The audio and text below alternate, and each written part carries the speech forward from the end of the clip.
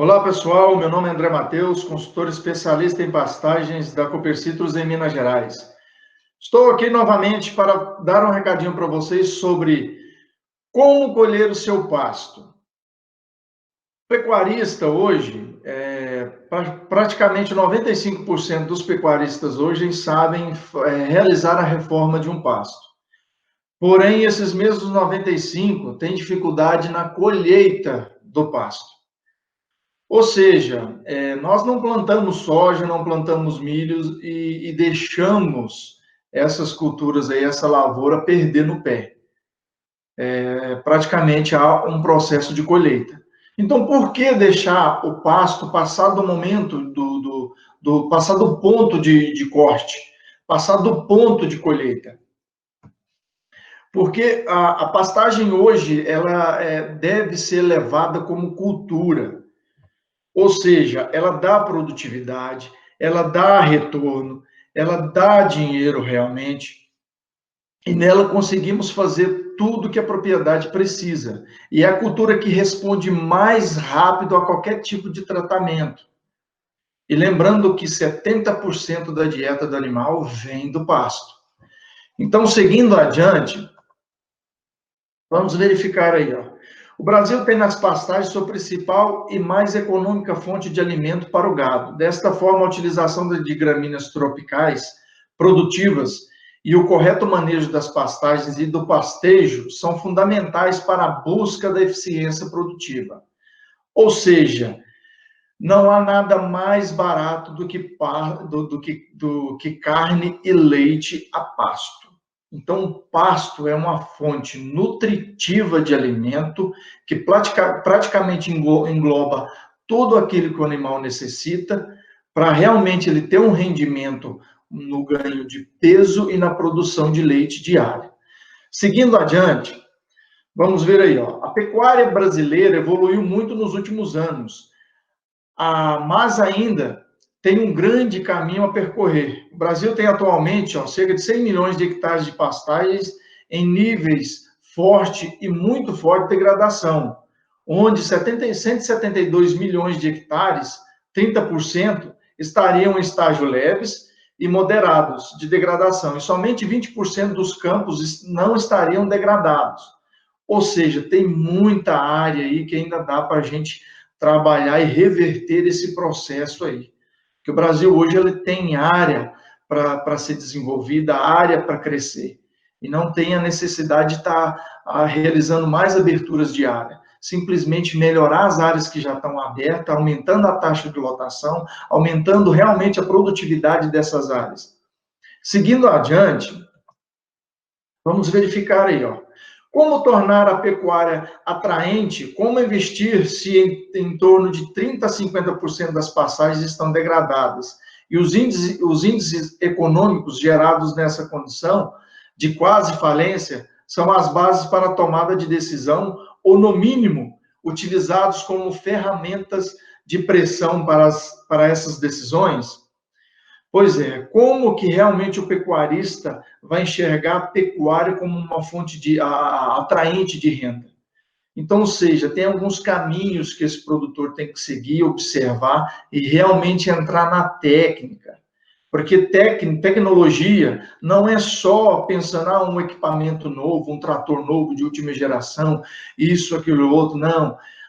A tecnologia também engloba aquelas coisas mais fáceis possível no campo, como você trabalhar com com a adubação de cobertura de forma diferente, saber quais nutrientes que a planta está precisando, adubar no momento certo, do jeito certo, para realmente a planta conseguir absorver em torno de 70% a 80% daquele adubo que você aplicou, saber realmente nutrir o solo, diminuir a acidez do solo para realmente a planta com cálcio e magnésio, ela conseguir comer e desenvolver.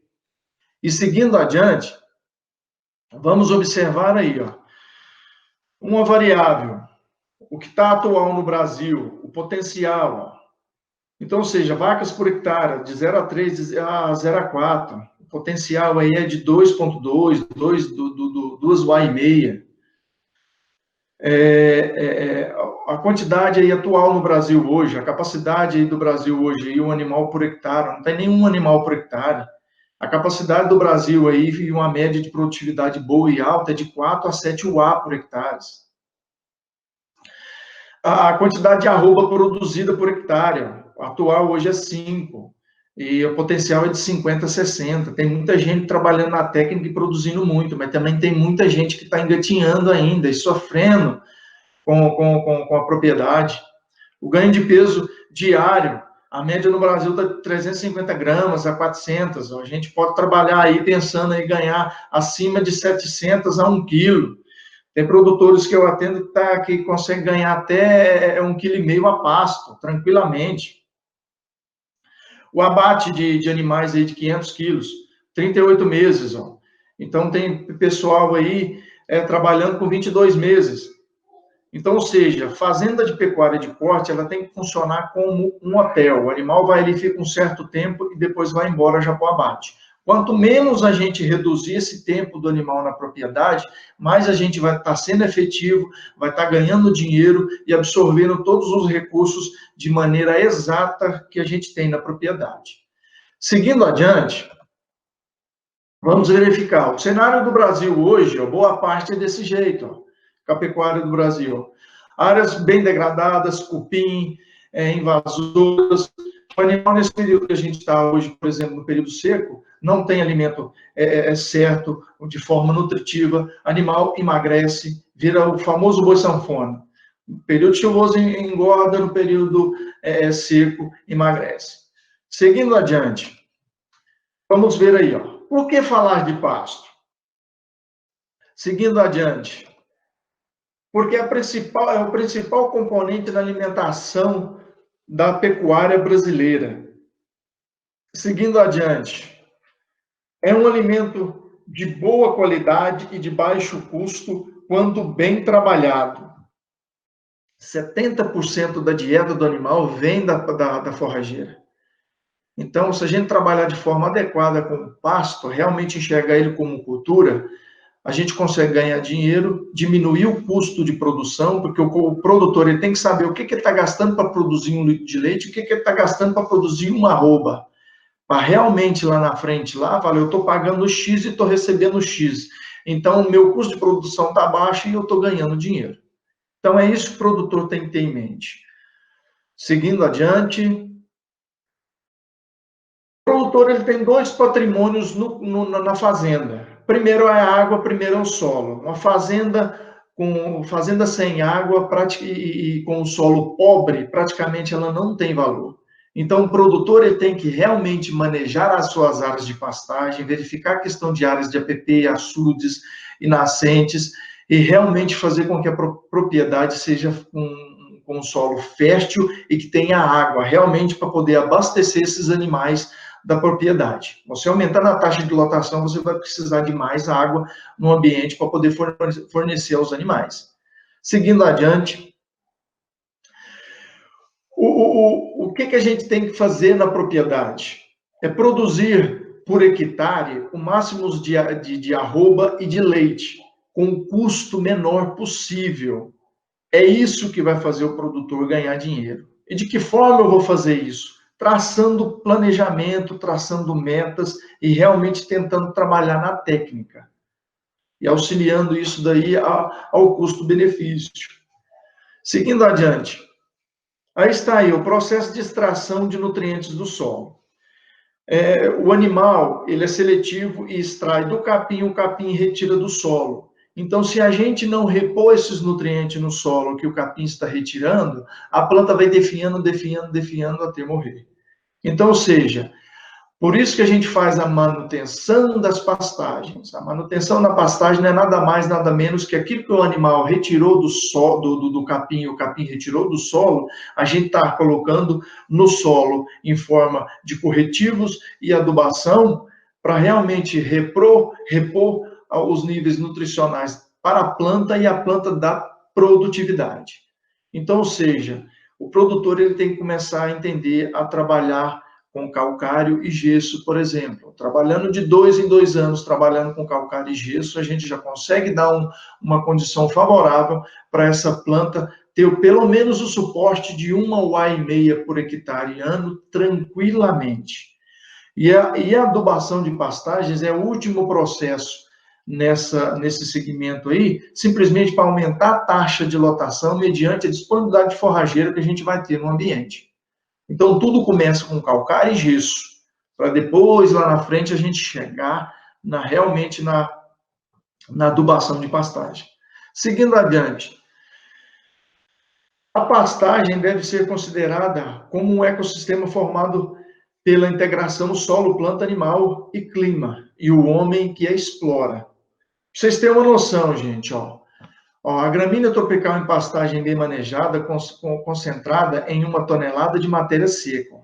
Ela consome 15 quilos de nitrogênio, 1,5 kg de fósforo, 1,5 kg de potássio, 1,5 kg de enxofre, 1,5 kg de cálcio, 2,5 kg, 5 kg de cálcio, 2,5 kg de magnésio e 30 kg de zinco. E para ter uma ideia, um boi de 450 quilos extrai, em média, 4,5 kg de fósforo por ano nas pastagens. Então, é exploração da área mesmo, é extração mesmo. A gente vai trabalhando na área lá e a pastagem está extraindo do solo, o animal está extraindo do capim. A gente tem que repor esses níveis de nutrientes aí, para realmente a nossa pastagem passar anos e anos com vigor alto, com produtividade boa, sem a gente entrar na área reformando ela de novo.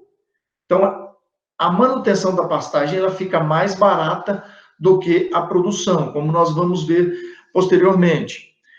Seguindo adiante,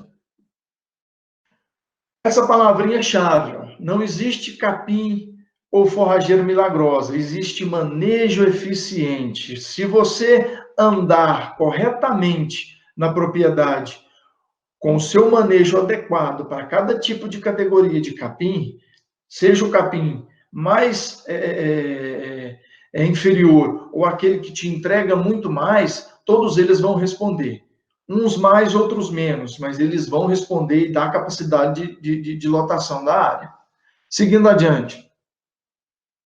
Manejo de pastagens. O manejo de pastagem tem algumas categorias aí, são divididos em 5 grupos praticamente. O pastejo contínuo, que é a divisão de áreas de pastos grandes, onde a gente coloca os animais lá e eles ficam o tempo todo naquela área lá praticamente, que é o mais comum no Brasil hoje. Pasto alternado, que são subdivisões na propriedade, pastos bem grandes aí, que o produtor vai colocando num pasto, abaixou ali, ele passa para o outro e assim por diante. Não fica o tempo todo naquela área, vai mudando os animais de pasto. Não é um rotacionado específico, mas já faz um alternado. Pasto deferido é aquela área onde a gente coloca, no período chuvoso lá, a gente deixa ela em torno de 60 dias descansando, para ela dar um volume de capim grande, principalmente pensando no período seco, para a gente ter uma área lá assim de refúgio para esses animais aí comer uma palhada. E o pastejo rotacionado. O pastejo rotacionado é onde que você vai intensificar uma área, dividir ela em subpastos e realmente aplicar ali o aumento da taxa de lotação, com adubação, com correção do solo e assim por diante. E o famoso pastejo rapadão. O cooperado ou o produtor que não trabalha com manejo de pastagem adequado, faz uma reforma de pastagem ou coloca num pasto que já foi descansado, coloca os animais lá e deixa comer tudo, e rapar a área. Rapando a área, o solo vai ficar exposto, ele pode perder nutrientes por conta disso, ter uma chuva pesada e ter erosão, e da mesma forma, pragas começam a aparecer no ambiente, cupim, as forrageiras invasoras, por exemplo, capim anônio, ou então rabo de burro, e começam a aparecer pragas de folha larga. Então já começa com um processo de degradação a partir do momento que tem esse manejo do pasto rapadão aí. Seguindo adiante, um croquis aí das formas de pastagem, de pastejo. Lotação rotacionada, que a gente coloca os animais em determinada área e vai rotacionando aí. O pastejo em faixas, da mesma forma, aí a gente numa área lá com a cerca móvel, à medida que o animal comeu aquela parcela ali, a gente coloca a cerca para frente para poder fazer esses animais andando e comendo. E o pastejo de limites, ou o pastejo de pasto rotacionado, de pasto alternado. Então, comeu 15 dias aqui, eu passo 15 dias para lá e assim por diante. E o pastejo deferido. À medida que os animais estão pastejando na área, no período chuvoso, eu deixo um pasto ali descansando para fornecer alimentos no período da seca. Seguindo adiante, as principais vantagens do sistema de pastejo rotacionado. O pastejo rotacionado, a gente consegue um maior aproveitamento da forragem e o pastejo mais uniforme. Os animais conseguem cortar o capim na altura correta. Evita o pastejo localizado, reduz a formação de torceiras e morte. O período de descanso vai de 20 a 36 dias, dependendo do tipo da forrageira que a gente colocou lá no ambiente. Melhor distribuição do esterco e a urina, porque onde o animal defeca e urina, ele não vai comer. Então, a partir do momento que tiver mais distribuído, essas áreas, além da planta absorver esses nutrientes vindo do esterco e da urina, a gente vai conseguir aproveitar melhor a pastagem. Os animais ficam mais mansos, facilitando o manejo dos mesmos. Qualifica a mão de obra da fazenda, porque tem um processo de aprendizagem do funcionário. O funcionário começa a entender o processo de rotacionado, começa a entender o processo da forrageira, começa a entender o processo da gente entrar e sair daquela área, começa a dominar praticamente o capim. Maior acompanhamento e controle dos animais, porque a gente está olhando ali as áreas de pastagem, começa a ter um controle efetivo também na engorda ou na produção de leite. Evita e reduz a degradação das pastagens, porque a gente vai conseguir sempre ter o solo coberto, evita da presença de invasoras, assim por diante. Maior produtividade forrageira. Então, por consequência disso, a gente vai ter maior produção de carne e leite por área e uma maior rentabilidade. Então, pastejo rotacionado funciona e funciona muito bem. Seguindo adiante, o princípio básico do bom manejo é manter o equilíbrio entre a taxa de lotação e a taxa de acúmulo de massa forrageira, ou seja, a oferta de forrageira é a quantidade e a qualidade. Então, se a gente trabalhar de forma correta, a gente vai ter uma quantidade grande de capim e uma qualidade também. Então, por isso que tem um momento certo desse animal entrar e o momento do animal sair, para realmente essa planta ter um vigor e uma qualidade suficiente para a gente produzir carne, leite e lá na frente a gente ganhar dinheiro. Seguindo adiante, o que deve determinar a taxa de lotação e os períodos de ocupação e descanso é o crescimento do capim. A forma mais prática de verificação é baseada na altura da planta. O manejo pela planta permite que o animal colha a forrageira na sua melhor relação quantidade e qualidade. E o que acontece? Muitas das vezes a gente consegue trabalhar o olho do funcionário, o olho do produtor, para realmente ele entender o processo vegetativo do capim, a altura de entrada e a altura de saída, para ele saber realmente essa taxa de lotação que ele vai pôr ali na área. Se eu estou trabalhando com a taxa de lotação de 3 a 4 animais, eu estou verificando que o capim, ao passar dos dias aí, que for determinado, são 5 dias que esses animais vão ficar aqui, e ainda está sobrando, eu posso aumentar os animais. Ou ao contrário, está com 5 dias, ele já baixou demais, eu posso diminuir os animais e trocar de área de piquete. Entendeu? Seguindo adiante. Para a gente entender esse rotacionado, a gente também precisa de entender o tipo de forrageira que a gente vai estar colocando no sistema com os seus períodos de descanso. Por exemplo, cada variedade tem essa altura de entrada e altura de saída. Por exemplo, aí os pânicos, a Mombasa, o Tanzânia, o Maasai, tem o seu período de entrada. Por exemplo, a Mombasa, aí, todo mundo está acostumado a trabalhar com ela. A gente entra com 90 e entra com 30. E o período de descanso é o período do ciclo do capim. Cada capim, a partir do momento que ele cortou, ele tem um período para poder se regenerar e ele voltar ao tamanho normal dele novamente. Que, por exemplo, aí a Mombasa é de 28 a 32 dias. Esse número aí, ele pode variar dependendo da fertilidade do solo. Um solo mais fértil, ele pode, com 25 dias aí, por exemplo, ele pode já estar no ponto novamente, mediante o manejo da gente e a fertilidade do solo. Então, precisamos entender as variedades que tem na propriedade, o jeito que a gente dividiu essa área e como que vai ser esse rotacionado, o período de descanso, para a gente realmente entender o processo vegetativo de cada variedade e realmente colocar em prática o rotacionado. Seguindo adiante, não existe uma espécie ideal para todas as situações, ou seja, não existe capim milagroso, existe manejo eficiente. É importante conhecer a forrageira, o seu potencial produtivo, a sua qualidade como forragem, avaliar a sua adaptação ao solo, e qual solo ela vai melhor, qual tipo de manejo mais específico para cada ela, para realmente a gente ter uma produtividade dela e acertar na escolha.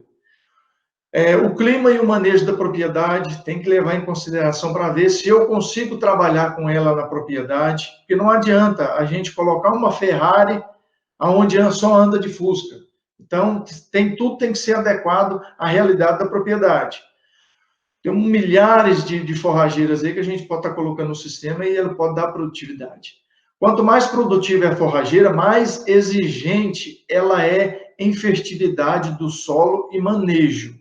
Então, quanto mais produtiva é a forrageira, mais o motor dela consome combustível, mais manejo a gente vai ter que colocar nela, tanto na entrada quanto na saída, como a questão de calcário, gesso e adubação, para ela realmente ela expor a sua tecnologia e a sua produção de forragem.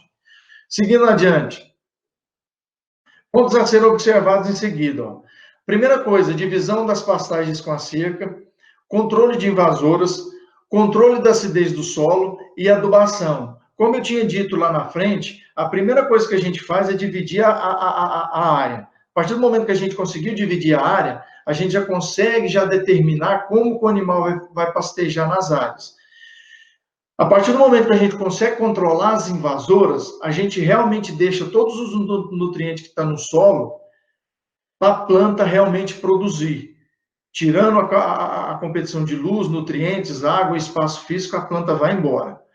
Controle da acidez do solo com calcário e gesso. A partir do momento que a gente fez isso, a gente consegue aumentar a taxa de lotação por si só. Passa de 1,5, tranquilo por hectare ano, sem dor de cabeça. E por último, nesse processo, a adubação. A adubação simplesmente ela é para a gente aumentar a taxa de lotação da área. Para a gente, onde que tem 2, a gente colocar 7, 8, 10, dependendo da forrageira aí. Mas simplesmente a gente não consegue fazer adubação se a gente não pensar no calcário e gesso. Se a gente não estagnar o solo da maneira correta, a gente não tem como trabalhar com adubação, porque a gente vai ter ineficiência dela. Seguindo adiante, calagem. Ó. Calagem tem sido conhecida como uma das principais técnicas na agricultura para controlar a acidez do solo, reduzir os níveis de alumínio e atuar como fonte de cálcio e magnésio para as culturas agrícolas. A planta tem que comer, o capim tem de comer, o capim é cultura.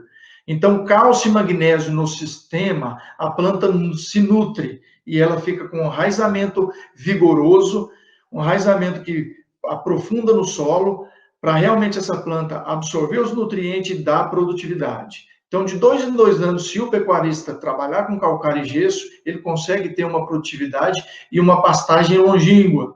Consegue com que essa pastagem trabalhe com ela 15, 20, 30 anos aí, com ela produzindo, sem ter uma intervenção para poder tentar reformar ela novamente. Seguindo adiante, vamos ter a importância da adubação. Como eu já tinha dito, a adubação é o meio mais rápido da gente fornecer às plantas os nutrientes que elas precisam para realmente se desenvolver e dar produtividade da proteína, que é o que faz o animal dar carne e leite, para realmente a gente ter uma produtividade e uma efetividade no processo de adubação. Então, ou seja, mas a adubação ela só vai funcionar a partir do momento que o solo já tiver corrigido, que realmente a gente vai ser efetivo na nossa adubação, fazendo com que a planta absorva 70%, 80%, 90% desse adubo aí. Seguindo adiante, vamos ver aí, ó, manejo de pastagem. Não é matemática, não é 2 mais 2 é 4. A gente consegue atuar no solo, consegue atuar no pasto, consegue atuar no animal, mas o clima a gente não consegue. Mas nesses outros três pontos aí, a gente pode atuar na fertilidade do solo, a gente pode realmente fazer a aplicação do calcário e gesso para poder melhorar essa acidez do solo, deixar a planta mais vigorosa para poder preparar ela para a seca, ter o controle na altura e na entrada do pasto pelo animal e estar colocando o animal realmente na hora certa e do jeito certo. Para depois, a partir do momento que vier chuva, essa chuva só vai beneficiar o andamento da carruagem, onde a pastagem e a área, por si só, ela já está estabelecida, ela já está bem ajustada. Então, a planta já com a água, ela vai nutrir da produtividade. A gente tem ao ciclo do ano, como vocês podem ver na tabela, que os meses de maio, junho, julho, agosto, setembro, a disponibilidade de forrageira é bem menor. Então, ou seja, a gente já sabe que tem esse período seco do ano aí. O que a gente tem que fazer? Achar mecanismos e achar ferramentas para a gente minimizar isso daí na propriedade. Uma das alternativas é trabalhar com a lavoura e pecuária. E numa área onde sempre plantou roça, por exemplo, na propriedade, eu posso estar colocando a braquiária lá no sistema, melhorar o manejo dessa área, fazer essa área ficar mais produtiva, onde eu vou ter uma forrageira no período seco, de maio em diante aí, com bastante proteína e com uma capacidade de taxa de lotação grande, onde que na maioria das vezes a pastagem já secou. É uma forma de trabalhar no ambiente, projetando a alimentação no período onde que a gente tem deficiência, para realmente a gente suprir essa necessidade e realmente a gente ter uma produtividade maior dentro da propriedade. Seguindo adiante, voltamos à escadinha aí de produtividade, onde que a gente tem que seguir isso aí realmente. A partir do momento que a gente verificou a entrada de invasoras no ambiente, a cobertura do solo aí já está exposta ao solo, a matéria orgânica já está caindo, a acidez do solo já está muito alta, a gente tem que intervir para realmente a gente ter uma pastagem, como vocês estão vendo aí na foto da escadinha do lado esquerdo de vocês, uma pastagem vigorosa, que ao observar ela, enche os olhos aí, a gente vê que a capacidade de lotação aí é bem alta. Seguindo adiante, vamos ver aí, ó, reforma ou recuperação. Quando a gente tem um stand baixo de plantas, a gente tem uma opção para reformar, porque a gente não vai conseguir recuperar. E quando o stand está bom, a gente consegue recuperar essas áreas. Então, a quantidade aí de 3 a 4 plantas por metro quadrado, a gente tem que reformar. De 4 a 5 plantas por metro quadrado aí, a gente consegue recuperar. Então, a gente tem que estar de olho nas áreas de pastagem da gente. E seguindo adiante, ó, a gente vai verificar, ó, o custo da recuperação é alto, o custo da reforma é alto, mas a manutenção, o custo dela é baixo. Então, ou seja, geralmente a manutenção ela fica em torno de 40% do valor da reforma. Então, por que não realizar a manutenção nas áreas de pastagem? Seguindo adiante. Os erros comuns nas áreas de manejo de pastagem. A partir do momento que há a reforma de pastagem, o produtor ele deixa a área dele e fala, eu vou deixar essa área aqui sementear. E o que acontece quando você sementeia? Duas coisas principais. A planta usou toda a proteína dela que estava na folha para poder emitir o cacho de semente. A proteína praticamente foi embora e a fibra ficou uma planta muito fibrosa. E para essa semente tá ali para poder germinar, só 20% dessas sementes que podem germinar. E para essa semente germinar, ele vai ter que rapar o pasto, porque para realmente o solo receber luz do sol e essa semente germinar. Se você fizer isso, você perdeu todo o trabalho que você fez anteriormente. E a partir do momento que o capim está sementeado, ele está muito alto. Os animais vão entrar na área, deitar esse capim, o animal não vai aproveitar muita coisa da área de pastagem, interferindo na rebrota do ano seguinte, porque para planta, para o solo, degradar aquele capim que foi deitado, ele vai gastar nitrogênio do solo também, interferindo no nitrogênio disponível para a rebrota lá na frente. Então, são perdas incalculáveis que o produtor vai ter. Seguindo adiante, vamos ter aí, ó, perda, acamamento, pisoteio, queda na qualidade, o pasto no ponto de corte, tem que entrar realmente nesse ponto do corte aí, fazer os animais fazer o pastejo correto, para realmente ter uma produtividade efetiva e a gente conseguir dominar a forrageira. Seguindo adiante, vamos verificar aí, ó, qual que é o ponto de colheita de pastagem? Quando as reservas estão abastecidas, folhas eretas, em sua plenitude.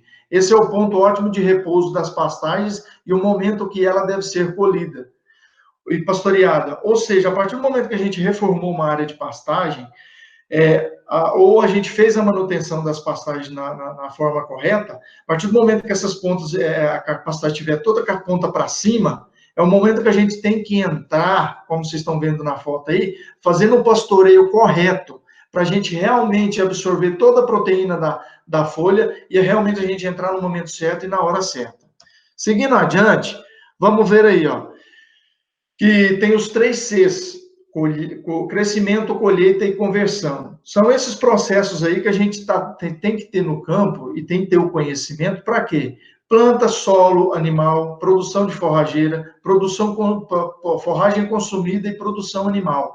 Para realmente aquilo que a gente plantou, o animal, a planta produziu, o animal comeu e o animal produziu. Então, ou seja, o crescimento da planta, o momento da colheita e a conversão alimentar desse animal para realmente ele produzir arroba e produzir leite.